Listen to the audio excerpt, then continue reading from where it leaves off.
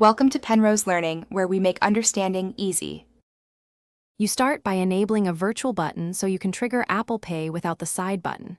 Go to Settings, Accessibility, Touch, and turn on Assistive Touch. Once done, add the Assistive Touch item for Wallet. Next, make sure your card is verified in Wallet and that Face ID or Touch ID is set up so authentication works. This replaces the side button double-click. Make sure to assign the wallet action to a convenient assistive touch gesture, so you don't need physical buttons. Once assistive touch is configured, assign a gesture, single tap or long press to open wallet. You will then unlock with Face ID or Touch ID as you normally would.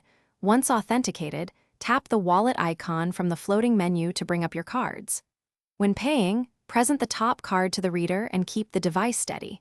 The reader needs the authentication to complete the transaction.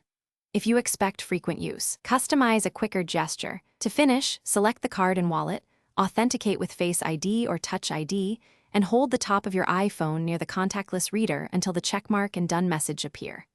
If it doesn't go through, make sure NFC is enabled.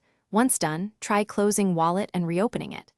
If problems continue, restart the phone or remove and re-add the card and wallet. As a quick fallback, use an alternate device or the physical card while you arrange a repair. Thanks for watching. If this was helpful, leave a like and consider subscribing. See you next time.